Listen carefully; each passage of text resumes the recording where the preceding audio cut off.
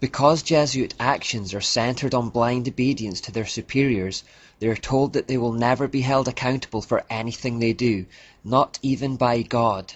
They are absolved of all personal responsibility as they become mere puppets for those that are higher up in the hierarchy. A professor told a student who was studying under him to become a Catholic priest, "You will never have to give an account to God for actions you do by the order of your legitimate superiors. If they were to deceive you, being themselves deceived, they alone would be responsible for the error you have committed. Your sin would be imputed to you as long as you follow the golden rule that is a base for all Christian philosophy and perfection, humility and obedience." See how deceitful this is. The superiors are basically saying, you'll never have to give an account of your actions to God, don't worry about it. This allows them to perpetrate any act in the belief that they are beyond judgment. If their superior tells them to carry out a murder, they think that if they obey, then God will not hold them accountable and will instead blame the superior. This is one method the hierarchy uses to overcome or bypass the conscience of an individual.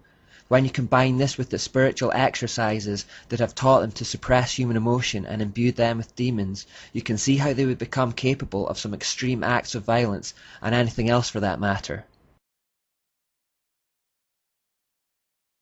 A second vital principle for Jesuits can be summed up in the phrase, "the end justifies the means." Remember this one, it's very important. Before this maxim, the ideas of absolute right and wrong completely vanish. Conceivably, there is no crime or atrocity that is not allowed as long as it is for the greater glory of God. In fact, the sins that achieve the right result become holy in the eyes of the Jesuit, no matter how disgusting. You can lie, cheat, steal, rape or murder, but if the ends are the right ones in their eyes, then the means are justified. This exact concept also exists in Islam, where lying, deception, murder and other atrocities become acceptable if it furthers the cause of Allah on the earth. A third twisted principle of the Jesuits is probabilism. If a Jesuit has in mind to do something but knows it is very probably illegal, if he can find the merest hint that it may not be, he is allowed to continue with his action. For example, if he consults 100 teachers or doctors about his intended action and 99 say that it would be unlawful, but then one tells him that it may not be, he can act on that 1% probability that it is in fact lawful. In fact, if the Jesuit can imagine any reason in his own mind why his action may not be unlawful, however unlikely, this frees him to do it. It's a form of self-deception, lying to yourself to try to keep the conscience clear. Fourthly, there is the idea of directing the intention.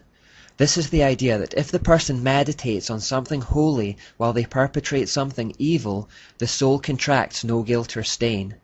Therefore the Jesuit can kill someone or lie or cheat or steal, but as long as he is focusing on something holy at the time in his mind, their soul remains white as snow.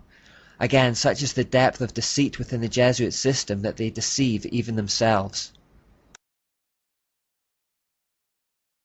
Fifthly and finally, there is the doctrine of equivocation or mental reservation. This policy allows the Jesuits to follow a secret policy while stating something completely different to the outside world.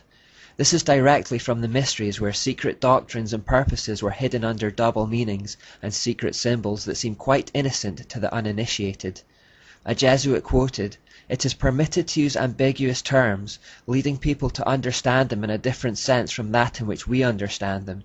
A man may swear that he never did something, though he actually did, meaning within himself that he did not do so on such a day, or before he was born, or under any circumstances, while the words he employs may have no such sense as would discover his meaning."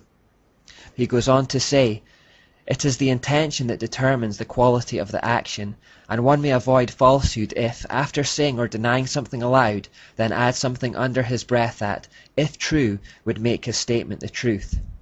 So take this example. A Jesuit murders a man on a Thursday, and the police take him in for questioning and ask him if he murdered the man in question. The Jesuit replies, "I did not murder him," which is obviously a lie because he did, but then under his breath or mentally he adds the words, "on Friday." These inaudible words that he whispered to himself after the initial lie have now made the statement true. By doing this, Jesuits can permit perjury and in their own eyes remain blameless.